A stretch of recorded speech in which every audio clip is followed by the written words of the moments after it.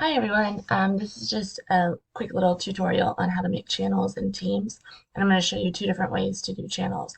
One way is where you're going to prescribe exactly who can be in the channel, and then only those students can be in the channel. And then the other way is I'm going to show you how to make open channels where you would tell your student what channel to join, and it's open to everyone. So the first thing you do is you go to your Teams where you see all your classes.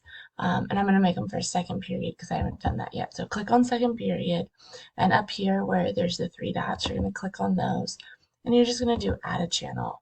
And when you go to add a channel, you have some choices here. So we're going to give it a group number or name or whatever you want to do. It could be cool team bonding to let the groups pick their names. Right now, I'm just going to stick with group one. I'm not going to do a description.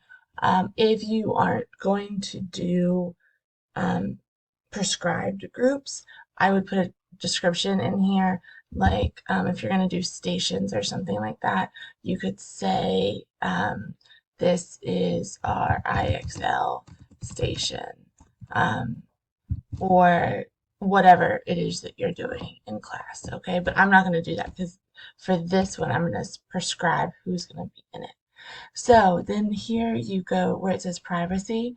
If you want an open group, you leave it right where it is, accessible to everyone on the team. If you want a private group, you're going to click private. And once you click next, if you do private, it's going to give you another step. And here you can start looking for the students that you want to add to this group. So I have a chart that I made that you're going to see in a second. So here's my chart of who's going where. This is 100% just based on the roster. I have no fun things to tell you. So I'm just going to do group one real quick. I'm going to go back to teams. And as you can see, it populates itself in there. My mind isn't great this morning, so I'm going to have to keep going back and forth. Greater and Johnson. So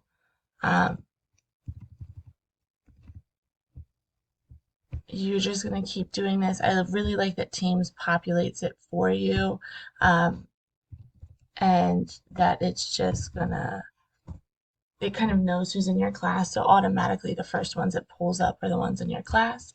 I'm going to hit add. You're going to see that it's working. If I made a mistake, I can remove them, and then I'm going to say done. And there's my group. And see the lock right here? This shows that it's a private group. The super cool thing about this is when the students go in, like for this class, I have 29 students, so I'm going to have 6 groups.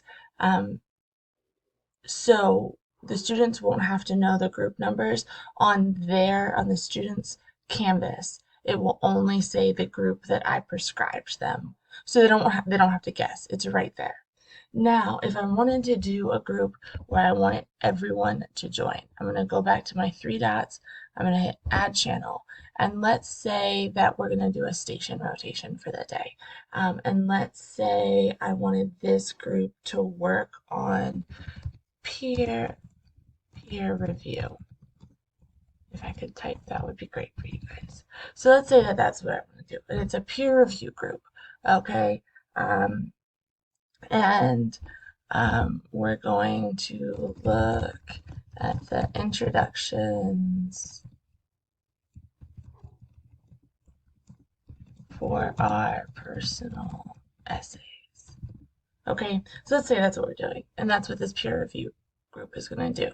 So you don't want to set your privacy this time to private. You want to leave it standard, accessible to everyone on the team. And then your channel is going to be there, and it's going to be labeled. So those are the 2 ways to make channels within Teams. Now, I want to show you if you do this private one, you can go and you can manage the channel. So right here next to where it's locked, you're going to hit the 3 dots. You're going to manage the channel. You're going to do this drop down member that says members and guests. I'm going to move so you guys can see what I'm recording. So there's the names, and then you can see that they're a member. If for some reason they're not doing what I want them to do, I can easily just remove them right here. The other thing I can do is if I want to make like a team captain, I can make Gabriel the owner of this group and he can run the group. So there's a couple different things. This is just like the quick and dirty, how to get it done. And in our department meeting today, I'll talk about some of the other features that you can do. Great. I hope you guys have a great day. Bye.